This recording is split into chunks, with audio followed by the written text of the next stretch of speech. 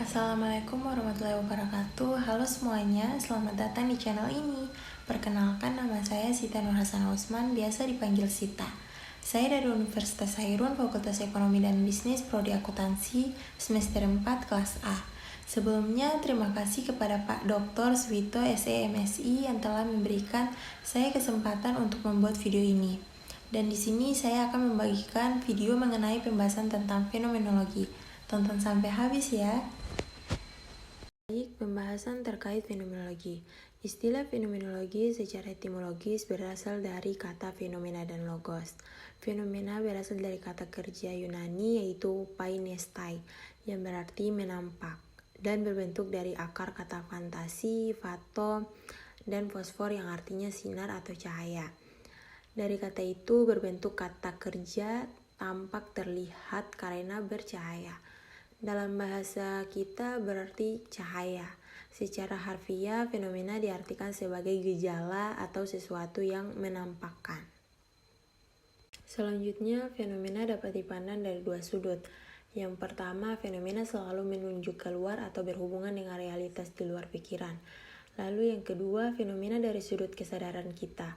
Karena fenomenologi selalu berada dalam kesadaran kita, oleh karena itu, dalam memandang fenomena harus terlebih dahulu melihat penyaringan atau ratio sehingga mendapatkan kesadaran yang murni. Dedi Muryadi 2009, Doni 2005, 150 menuliskan fenomenologi adalah ilmu tentang esensi kesadaran dan esensi ideal dari objek-objek sebagai korelasi dengan kesadaran. Fenomenologi juga merupakan sebuah pendekatan filosofis untuk menyelidiki pengalaman manusia. Fenomenologi bermakna metode pemikiran untuk memperoleh ilmu pengetahuan baru atau mengembangkan pengetahuan yang ada dengan langkah-langkah logis, sistematis, kritis, tidak berdasarkan a priori atau prasangka, dan juga tidak dogmatis. Dan fenomenologi juga sebagai metode tidak hanya digunakan dalam filsafat, tetapi juga dalam ilmu-ilmu sosial dan pendidikan. Selanjutnya, dalam penelitian fenomenologi melibatkan pengujian yang teliti dan seksama pada kesadaran pengalaman manusia. Konsep utama dalam fenomenologi adalah makna. Makna merupakan isi penting yang muncul dari pengalaman kesadaran manusia. Untuk mengidentifikasi kualitas yang esensial dari pengalaman kesadaran dilakukan dengan mendalam dan teliti. Smith etc. 2009-11. Lalu prinsip-prinsip penelitian fenomenologis ini pertama kali diperkenalkan oleh Husserl. Husserl mengenakan cara mengekspos makna dengan mengimplisitkan struktur pengalaman yang masih implisit. Konsep lain fenomenologis yaitu internasionalitas dan intersubjektivitas, dan juga mengenal istilah fenomenologi hermeneutik yang diperkenalkan oleh Heidegger. Selanjutnya, setiap hari manusia sibuk dengan aktivitas dan aktivitas itu penuh dengan pengalaman. Esensi dari pengalaman dibangun oleh dua asumsi. Pertama, setiap pengalaman manusia sebenarnya adalah satu ekspresi dari kesadaran. Seseorang mengalami sesuatu, ia sadar akan pengalamannya sendiri yang memang bersifat subjektif. Kedua, setiap bentuk kesadaran selalu merupakan kesadaran akan sesuatu. Ketika melihat mobil melewati kita berpikir siapa yang mengemudikannya, mengharapkan memiliki mobil seperti itu, kemudian menginginkan pergi dengan mobil itu. Sama kuatnya antara ingin bepergian dengan mobil seperti itu, ketika itu pula tidak dapat melakukannya. Itu semua adalah aktivitas yang terjadi dalam kehidupan sehari-hari. Sebuah sikap yang natural, kesadaran diri merefleksikan pada sesuatu yang dilihat, dipikirkan, diingat, dan diharapkan. Inilah yang disebut dengan menjadi fenomenologi.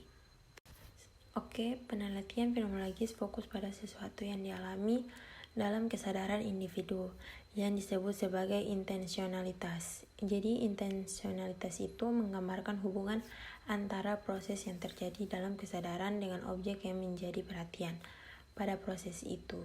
Dalam teori fenomenologi, pengalaman atau kesadaran selalu kesadaran pada sesuatu.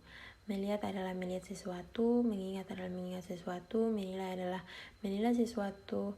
Sesuatu itu adalah objek dari kesadaran yang telah distimulasi oleh persepsi dari sebuah objek yang real atau melalui tindakan mengingat atau daya cipta. Baik, intensionalitas tidak hanya terkait dengan tujuan dari tindakan manusia, tetapi juga merupakan karakter dasar dari pikiran itu sendiri. Pikiran tidak pernah pikiran itu sendiri, melainkan selalu merupakan pikiran atas sesuatu. Pikiran selalu memiliki objek hal yang sama berlaku untuk kesadaran. Intensionalitas adalah keterarahan kesadaran, dan intensionalitas juga merupakan keterarahan tindakan, yakni tindakan yang bertujuan pada satu objek. Smith et al. 2009-17 menuliskan bahwa menurut Heidegger, pandangan lain dalam konsep fenomenologi adalah mengenai person atau orang yang selalu tidak dapat dihapuskan dari dalam konteks dunianya, dan intersubjektivitas. Keduanya juga merupakan sentral dalam fenomenologi. Lalu intersubjektivitas berhubungan dengan peranan berbagi, tumpang tindih, dan hubungan alamiah dari tindakan di dalam alam semesta. Intersubjektivitas adalah konsep untuk menjelaskan hubungan dan perkiraan pada kemampuan mengkomunikasikan dengan orang lain dan membuat rasa pada yang lain. Merupakan bagian yang fundamental dari konstitusi fenomenologis, yaitu relatedness to the world. Selanjutnya, untuk mencapai sikap fenomenologis dalam Smith et al. 2009-13, Husserl mengembangkan metode fenomenologi yang direncanakan untuk mengidentifikasi struktur inti dan ciri khas atau feature dari pengalaman manusia. Untuk itu, pernah memperhatikan konsekuensi dari taken for granted atau menduga untuk pembenaran. Dari cara-cara hidup yang familiar, setiap hari alam semesta adalah objek. Untuk perlu kategori untuk taken for granted pada suatu objek atau alam semesta agar memusatkan persepsi kita pada objek atau disebut alam semesta. Metode fenomenologi Husserl dalam Denny Muryadi 2009 dimulai dari serangkaian reduksi. Reduksi dibutuhkan supaya dengan intuisi kita dapat menangkap hakikat objek-objek.